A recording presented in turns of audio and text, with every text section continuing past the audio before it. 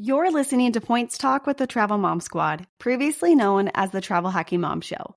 Follow the links in the show notes to stay up to date with what the Travel Mom Squad has been up to. Do you want to know how Jess scored a luxury vacation to Istanbul that would have cost over $5,000 for less than $500?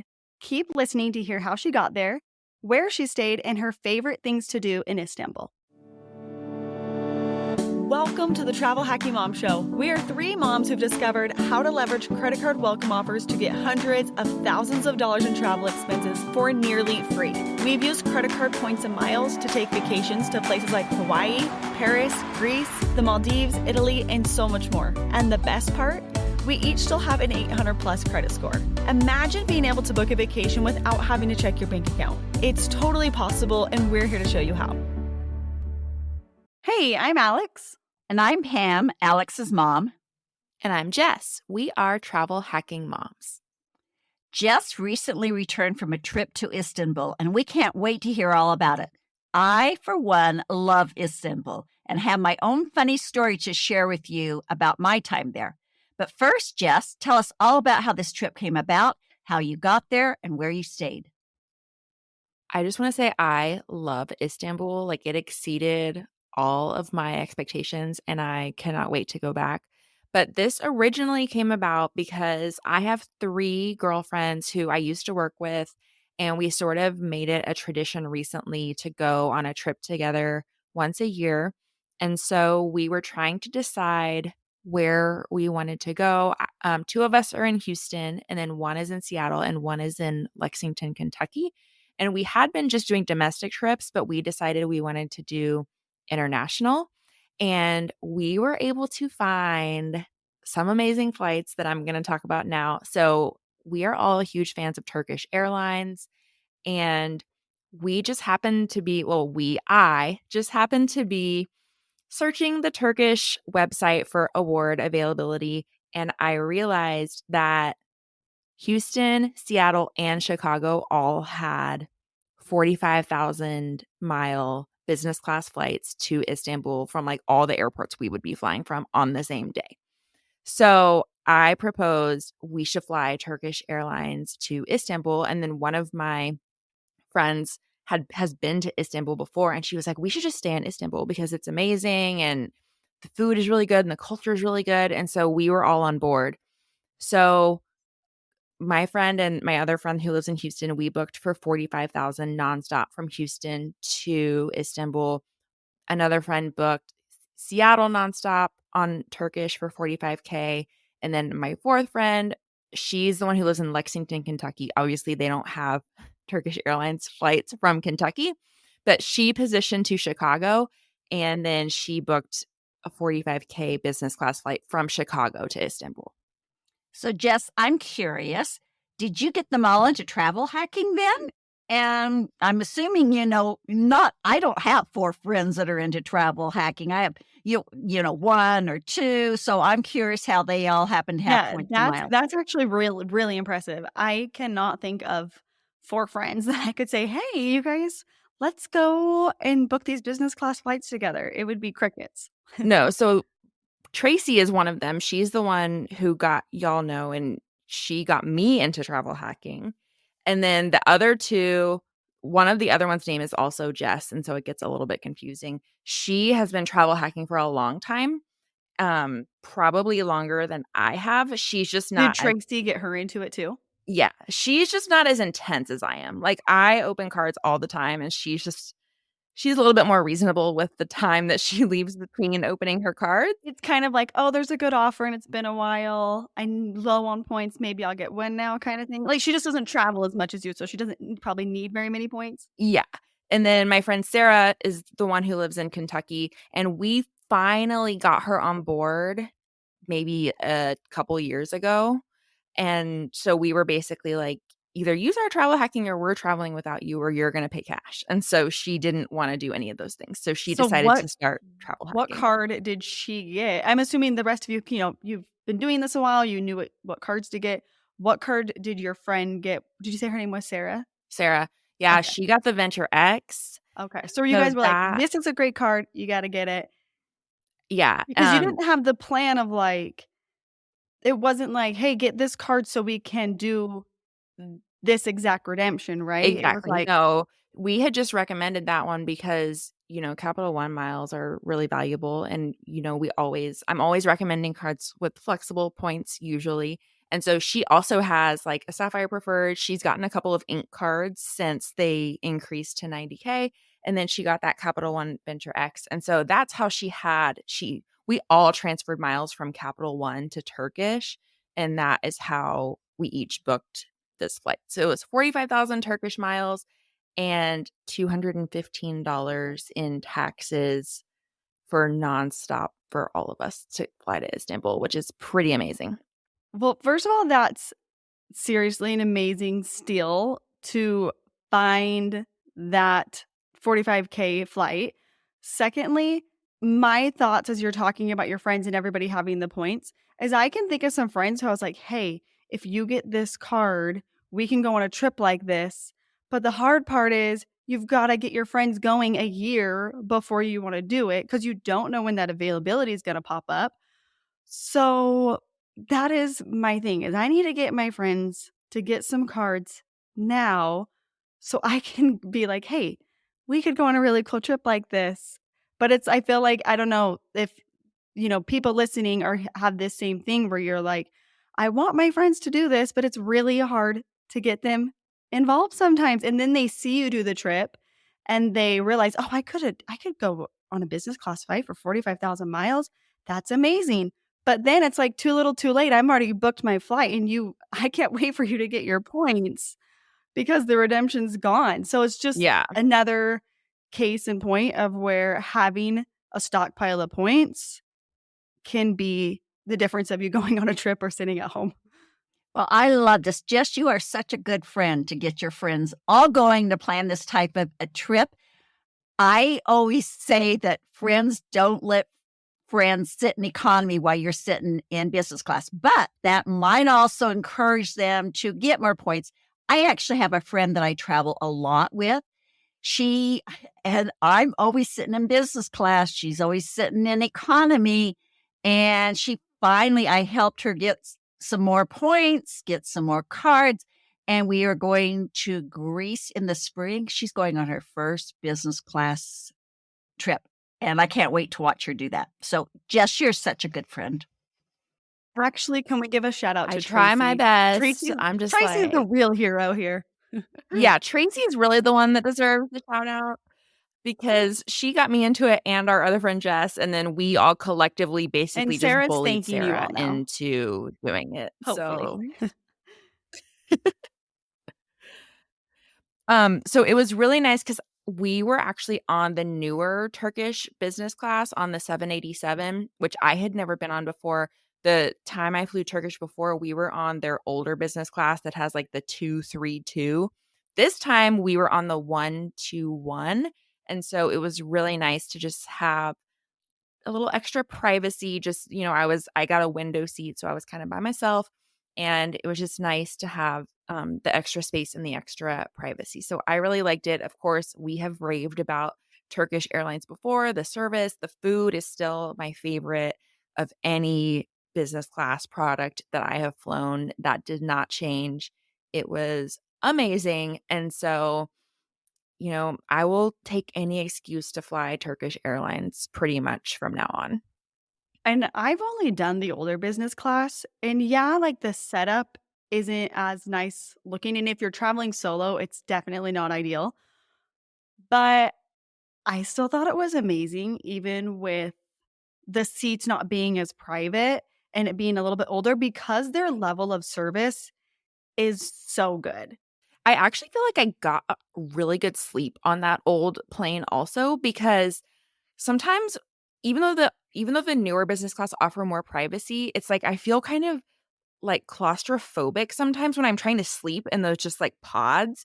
So I actually slept really well in the older business class where it's just open. Um Well, and don't the newer one, they have kinda like the angled seats, right? And so you have a smaller footwell, yeah. Yeah. and I'm with you. Even though it's not as, like, nice looking or fancy, the ones where you don't have those enclosed pods and it's more open, they don't have the angled footwells, they're just openness. And I'm with you, like, I feel like I sleep better in those too because I mean, and I'm a small person, I'm not very tall. I don't really know how people that are bigger sleep as comfortably because I feel like my feet get kinda crammed in those footwells sometimes. So the moral of the story is Turkish is amazing. Capital One and City both transfer one to Turkish Airlines.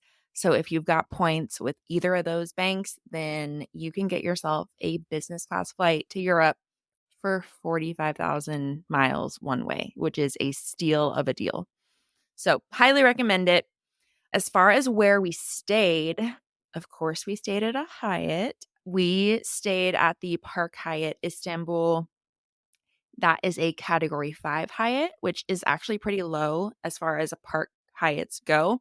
So it was 20,000 Hyatt points a night. We were there for 3 nights. The nice thing about Hyatt is although we needed 2 rooms because there were 4 of us, and we all know that Europe can be a little bit tricky when it comes to room occupancy limits. With Hyatt, you can transfer your points to anyone, any other member, as long as they're a Hyatt member. And so we were able to, all 4 of us chip in for those points. So I effectively paid 10,000 points a night. And then I roomed with Sarah and she paid for her half. And so it worked out really well. I was looking at the rooms before this episode, and you can fit 2 adults and 1 child in a standard room. So if you're a family of 3, they consider children between the ages of 0 and 12. And so if you're a family of 3 with a child 12 or younger, you could fit in 1 room. But if you have more than that, you're going to need 2 rooms to stay here. I did not realize that you only paid 20,000 points a night to stay here. Because looking at the videos, so if you go to our Instagram page, you can see Jess made a story highlight all about her time here. The room in the hotel looked amazing. So that seems like a really good steal for staying at the Park Hyatt for 20,000 points a night. And it looked like a super nice one. Yeah, Istanbul in general is really affordable.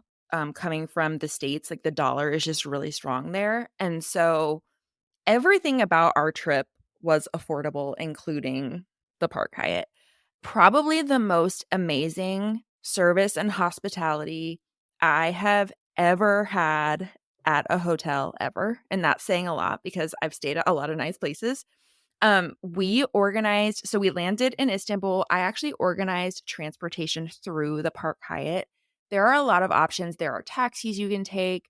You can go on Viator and find transportation. But when I'm traveling to somewhere new for the first time, I'm willing to pay a little bit more just to know that a taxi's not going to inflate the price and I'm not going to get scammed and all that stuff. So I just felt better going through the Park Hyatt for my transportation. But if you don't want to spend a little bit extra, there are other options. So someone picked us up at the airport. Super nice. He called the hotel when we were just maybe a few minutes away to let them know that we were arriving. And when we pulled up, they're standing outside with a bouquet of flowers waiting for me. I felt like Kate Middleton. I was like, That is insane. That I can't even imagine someone just having flowers waiting to Were greet you you. like, what's happening right now? well, at first I didn't realize they were waiting for me. I thought they were doing something else. And then You were waiting for Kate Middleton to come out. and then I got out of the car and they were like, "Oh, Miss Field, it's so nice to meet you. Welcome to the Park Hyatt." And they hand me the bouquet. I was like, "Oh, this is for me?" So yeah, it was a great way to start out the trip because I was not expecting that. And then they checked us in. He insisted on escorting us to their room. We got upgraded to, I think, a deluxe. It wasn't a suite. It was just a king deluxe room, I think. And he opens the door and it is a beautiful room. There was a picture. Most of you have probably seen this. They had printed out a picture of Alex and Pam and put it in a frame. They put it in a frame that said Park Hyatt Istanbul and they put it on the bedside table. So I walk in and I'm looking around. Oh my gosh, this is so amazing. And they say, "Wait, is that Alex and Pam?" And he says, I think this is the funniest story. I mean, the thing is, they had to have looked you up to find out about Well, us. they had to I find mean, the that is picture. They had to above go and find a beyond. picture and print it off. So he says, "Yeah, that's your mom and sister, right?" And I could not bear the thought of telling him no because I could see how excited he was, and I was just like, "Yes, thank you so much." That is So seriously the cutest thing, and though. I still don't know where that picture is from. Like, it was like a picture I had never seen. I maybe the blog? It's from a blog post, I think, about Maui, but it's not like a featured image on our website. Like, they had to, like, search the blog probably to find the right picture that was just me and my mom. So funny. My favorite thing, though, is that picture has since gone on multiple trips with Jess that we haven't been able to be on. So that Park Hyatt Istanbul gave the gift that keeps on giving. We can go on every It's trip with funny you. because I just keep it, it folds flat, and I just put it in my laptop sleeve, and, like, that goes everywhere with me, and so You should start taking a picture. yeah. Yeah. Can you start taking that picture out every place that you go that we're not with you? And it's like, "Oh, I'm at the Tower of London with Alex and Pam," and have someone take a picture. But, yeah, and the room was amazing, like, it was huge. They had wine, and finally, one of the travel hacking moms got to drink the wine, and they had treats. I mean, Pam would have been in heaven with the amount of treats they had out there. Our room had a steam room in the room. I had never had a steam room in my room before. So, for 20,000 Hyatt points and $0 a night, the Park Hyatt Istanbul is a steal. You know, when I went, I stayed at the Ritz-Carlton, and it was in the days when you got a Hyatt card, you'd get, 3 free nights or something when you got it, and that's what I used. You mean But Marriott? You mean a Marriott Oh, I'm card. sorry. Yeah, sorry. You guys, I'm older. My brain doesn't work as fast. So you guys just have to be patient with the grandma in the group. So yes, it was the Ritz-Carlton is a Marriott hotel, part of that brand. And I would imagine that it would cost way, way more than 20K to stay in it. And it was a beautiful hotel. I mean, it was gorgeous. I absolutely loved it. And it was lovely, but I 100% would go back and stay at the Park Hyatt and hope that I got some flowers also. Yeah, I will say the only potential con, like, if I go back to Istanbul, I'm 100% staying at the Park Hyatt again. It's not really close to any of the main sites. It's not walking distance, definitely not walking distance to any of the main sites. And so that could be a little bit of a deterrent for some people, but there aren't a ton of Hyatt options in Istanbul, and none of them are close to the main sites. So it's not like I really had an alternative a Hyatt alternative that would have been better. It is the The neighborhood. Ritz-Carlton wasn't either, Yeah, Jess. The Ritz-Carlton wasn't, we had to get a taxi for yeah. everywhere. So It's so the area that the Park Hyatt is in is what's considered the Beverly Hills of Istanbul. So it's a very nice area, a very safe area. I never felt unsafe there. The nice thing was that the Park Hyatt will arrange a taxi for you. We had the concierge arrange a taxi for us every morning when we left. The taxis are very affordable. I think they were like $4 or $5 to go into town. The only issue was, like, sometimes it was hard to get a reliable taxi going back. Istanbul does have good public transportation. They have a tram, so that's one option for people, and the Park Hyatt actually recommended an app called InDrive. I'll try to link that in the show notes, but it's basically an app that calls yellow taxis, and you can sort of bid on how much you wanna pay, and so it's a way of sort of securing a taxi for a price that you're willing to pay without having to haggle, without worrying about getting scammed. So we did end up using that app to get back to the Park Hyatt, and it worked fine.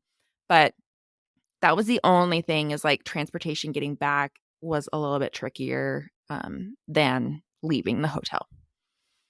But it sounds like a lot of the nicer hotels aren't really in that central area anyways, so I feel like you might have the issue no matter where you stay. As far as things to do in Istanbul. It was amazing. Okay, so my absolute favorite thing we did was we went to a hammam. But before I get into that, Pam is going to tell her hammam story, and y'all do not want to miss this.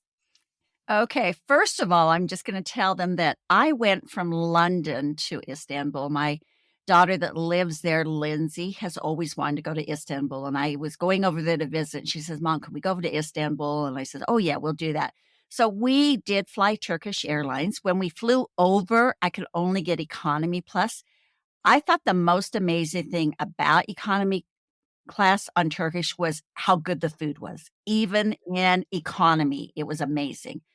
Coming back, were able to book business class.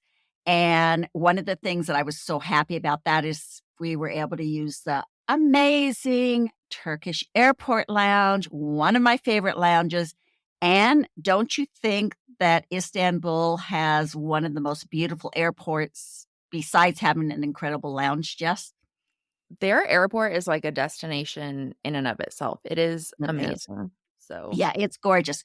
So we had done several of the sites, and she knew about these hammams, and it's a Turkish bath. It's like all these soap suds, all this stuff. I really didn't know what it was. I wish I'd known a little bit more about what it was, and I probably wouldn't have made the mistake that I made. So we did know that with these hammams, that usually you've got certain days or times that are just for men, and then certain times that are for women. I mean, they're very modest over there. Their culture is that, you kind of separate that type of stuff like bathing and stuff. And so we knew that. So we got over there and unfortunately had not made our appointments for a hammam until we got over there. We could find nothing. Absolutely couldn't find anything. It was such an important part. We wanted to experience that. We finally found something at this hammam, and it was a gorgeous hammam. It was beautiful, but it was co-ed. They didn't that we couldn't find the separate times. So there were men. I didn't remember this part. I did Yes. not remember it being co-ed. Okay, that Yes. just makes the story even better. Yes. So there were men and women, and you've got this. I was probably 65. So, I'm a pretty modest person. And we go in there and we bring our bathing suits. Well, I have a nice one piece. And I get in there and I'm getting ready. And the girl that's helping me, the service girl, said, no, this will not work. You cannot wear this bathing suit. You will not get a good experience if you wear this bathing suit. And I'm going, well, this is all I have. She says, well, we have something for you. And she pulls out a paper string bikini. So I'm just, what? Look at me. This is, not going to look good on me. This is going to be horrible. I know men are going to be there, but somehow it's probably one of the worst decisions I've ever made. I let this young girl talk this grandma into wearing this navy blue paper string bikini. So did you still at this point, you didn't really know what was going to happen at the hammam though, right? No, I didn't. So maybe that trusted was her. part of when you're like, oh, this will be fine. You didn't realize what was coming, right? Right. No, I didn't. But I remember looking at Lindsay, my daughter. She looked at me and let's just say she was doubled over, and it took a while for her to get her composure. She was dying over this. So I'm like, I hope I'm covered. I'm walking out. And they walk us into this little room where they were bathing us or putting cold water on us to get us ready. So we were kind of clean. And all of a sudden, Lindsay and I are sitting there, and all of a sudden there comes in a guy and a girl and another guy and a girl. I'm like, oh my goodness. These guys are right here looking at grandma in her string bikini. I honestly made no eye contact with anybody. I was so mortified. If I could have crawled out on my hands and knees, I would have. And then the worst part about the whole thing is it didn't matter. All I would have missed with my bathing suit, my one-piece bathing suit, is the bubbles on my stomach. I honestly could have enjoyed that a lot more in that one-piece bathing suit than I did being so mortified in that string bikini. So this And didn't the string bikini like not hold up very well and sort of like no, just it was okay. okay. You know, to tell you the truth, I didn't look at it. I was so mortified. I didn't want to look at it. I didn't want to look at anybody else. It was excruciating. I don't think I enjoyed the experience near as much as anybody else would, because I think that's probably the most embarrassed I've been in my life. So the moral of the story is, don't listen to what young girls tell you. Don't wear a And one-piece to the hammam. That's the maybe moral of the bring a story. bikini that you're comfortable in. Yes. And you know what? If you have a one piece, it would not have ruined my experience. But to It this point, sounds like it would have made your experience much better. it would have made it better. And Lindsay has a picture of me I have a towel over it, but she sends it to me every now and then with crying laughter emojis, because she knows how I look like underneath that towel. So it has become a very funny joke and story, but I was completely mortified. So tell us about your experience. I'm sure it was a little less Did stressful. you get to wear a paper string bikini too, Jess? No, because Pam had told me this story last year, so I went in fully prepared. I will link to the exact website of the hammam that we went to, because I'm probably going to butcher the name, but it was Kilich Ali Pasha Hammam. So I will link to that. And like Pam said, this one was separated by men and women. So women were in the morning, I think from 8 a.m. to 4 p.m. And then men went from like 4:30 to 11, I think, something like that. And so if you're a woman and you're going, you'll go in the morning. And if you're a man, you will go in the evening. It was amazing. I want to go back to Istanbul just to go to the hammam again. And I want to go like every single day. But so how it works is you get there and they give you some like apple tea while you wait, and then they give you a little wrap to put on, and they assign you a locker with a key, and so you go change. I would say most women, a majority of women did go topless, but if you want to wear a bikini top, that is fine. You do have to wear some sort of bottoms. And so it either has to be like, I wore a bikini bottom just because it's going to get wet. And so I didn't want to be wearing just regular underwear. So bring a bikini bottoms, and then you can either go with or without a top depending on your comfort level. So you put this wrap on, go back downstairs, and then they take you into the hammam. And that is where, like Pam said, initially they just pour water all over you, and then you go to a different section, and that's where they take the towel away completely. So you like sit down, and they basically exfoliate and scrub your entire body. And then they put like suds all over your body and like massage them in. And then they shampooed and conditioned my hair. And I feel like that's the cleanest I've been since I was born and got like my very first bath at the hospital, because I swear they cleaned places. I was like, man, I don't think I've ever cleaned there. Like they were getting like behind my ear, and yeah, so they like get your entire, like you will never feel cleaner in your entire life. So it was just, and then afterwards they like dry you off and they wrap your hair up, and you go out and you just like relax in your towel and chat. And so that's what we did. And they do have hair dryers there if you want to, do your hair afterwards. But it was amazing. And it was $65, which is very cheap. I think we paid a little bit more than that, because after we had the bath, and it's interesting because when I'm thinking a bath, I'm thinking we're getting into water. I'm thinking of a bath. I really didn't know what we were doing. I had no idea. I don't know about you guys, but you, Jess, but I remember the second part when they brought us in, we were laying on marble. Yeah, it's like a heated, I forgot that part. You do lie down Right. on like a heated marble slab for a while. Yeah. And So ours was kind of circular. So, yes. and we only had like 6 people. I think there were 4 women and 2 men. But I know that I could have enjoyed that experience a lot more if I had been wearing something different. And afterwards, we did get massages. And that was really nice because then I could relax. And then when we were through, they gave us some herbal teas and some figs and some nuts, and we relaxed. And I did enjoy it once we got past the initial embarrassment The part. paper bikini. Yes. Um, but yeah, so this place also had an option to add on a massage. We didn't wanna spend all day there just because we didn't have a ton of time in Istanbul, but if I go back, I wanna do the massage also, and I will say this is something you wanna book ahead of time. You can make reservations on the website that I'm gonna link in the show notes, or if you go to a different hammam, you'll still wanna make reservations, and Make those so reservations ahead of time. You don't want it yes. stuck in a co-ed group. Yes, and then when we asked the Park Hyatt to arrange a taxi for us there, and the first thing they said was, "Do you have a reservation?" And we said, "Yes." And so they know, like, that place is very popular and hard, you can't just walk in. So you'll definitely wanna make a reservation. That was my favorite thing we did in Istanbul.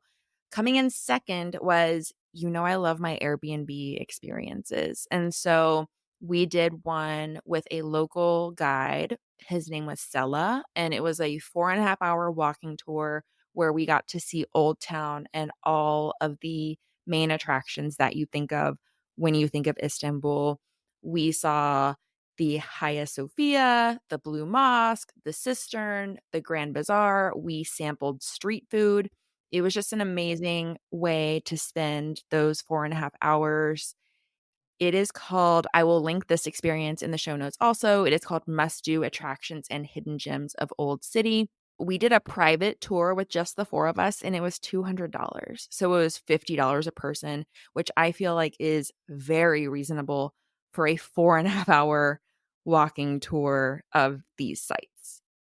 I think that's an amazing price. Lindsay and I did something that was through Viator or something, but we're in a very large group, or, 12 to 20. It's such a better experience if you've got fewer people like you had. One of the things that I found so interesting about Istanbul is that you can go to Europe and go to Asia in one day because it has two sides to it. And so we took a boat over to the Asia side. I love, love, love the little neighborhoods. I know you went to the Umbrella Street. I don't know what that's called, but that area I fell in love with. Just loved it. Yeah, I know I did write a blog post about my experience here. I know I've linked it there, and it was adorable. I just love the little neighborhoods that they had.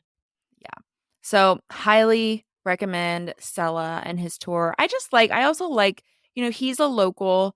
He has a family. I don't know. I just like supporting like the small business, you know, mom and pop shops that are just one or two people. So highly recommend that if you go to Istanbul. He was great, super knowledgeable and friendly and funny, and I had a great time with him. And then the third thing we did, we actually booked this through Viator. It was a sunset cruise, a Bosphorus sunset cruise. So I didn't take a boat over to Asia and actually get off the boat, but we did get to go in the water between the two. So like we would look to one side and it was Europe, and we would look to the other side and it was Asia. So that was really cool too. Again, this was $200 for the four of us, so around $50 a person. It was a couple of hours long. This was not a private sunset cruise. I would say there was probably between 30 and 40 people total on the boat, but it includes snacks. They gave us like fruit and hors d'oeuvres. It includes non-alcoholic beverages, and they have a cash bar if you want to buy beer or wine. And so I really liked that also. I liked the hammam and the Airbnb experience more. So if you can only choose one or two, I would go with those. But it was really cool to be able to see, both sides, and the sunset was beautiful. And so I recommend that one also. I thought the Bosphorus, that whole view was stunning, Yes. absolutely gorgeous. And what we did to get over to the Asia side, we just took a ferry. It was just, a few dollars. It was, they let you off, and then you can walk around that area and then get back and cross the Bosphorus again when you're through. Very inexpensive way to, see 2 countries in one day. You know me, hotel hop, let's country hop now. 2 continents in Continents. one 2 day. continents. Yes, you're right. Even better. Even better. Yeah, so it was really, really cool. Like, it was just a cool experience. I was telling my husband, I was like, we have to go back to Istanbul. It was so family friendly. There were parks everywhere. Like, the Istanbul airport has separate security lines for families. The entire thing, it was so family friendly. And there were cats everywhere. My daughter loves cats, and there are cats everywhere. And so she would be in heaven in Istanbul. So I cannot wait to bring her back. I would totally bring her back. So, as you can see, I think this illustrates the importance of not only getting your player 2 on board, but in my case, getting your players 3, 4, 5, and 6 on board. And, use your friends to your advantage when you can split rooms with them, when you can get referrals from them. It's only going to benefit the group to be able to rack up those extra points or not have to spend so many points if you can split the room with them. So, highly recommend planning a trip with friends and getting them on board. And yeah, you won't regret it. Well, I think now I need to go to Istanbul. And number one thing I want to do is go try out a hammam because that sounds amazing. And Alex, I'll go back with you if you want to. And You. that's one of the things that I love because, You when I need a go with redo of your hammam. Exactly. I need a redo. When I go with my husband, I have to spend I have to spend all the points myself. But when you, like Jess said, Alex and I will sometimes go. Sometimes the 3 of us have gone. It is so nice when you're splitting the points. It's like, well, this was a steal. And so it makes it really nice. Yeah, So you need to go to the hammam, Alex, and it's right up your alley. You'll love it. I'm more than sold, for sure. So Jess's trip shows us how you can take a luxury trip to an amazing destination like Istanbul for nearly free. Get your friends involved in your new hobby to make it even more fun and get those referral points too. If you want to enjoy all the beauty Istanbul has to offer, make sure to check out the show notes and register for our free masterclass so you can learn how to travel for nearly free too. Thanks so much for listening to the Travel Hacking Mom Show. Make sure to hit the subscribe or follow button from wherever you're listening so you never miss an episode. Want to start jet setting even faster? Follow the links in the show notes to learn about everything we discussed in today's episode. And to stay connected and follow along, follow us on Instagram at Travel Hacking Mom. We can't wait to see where in the world points and miles take you.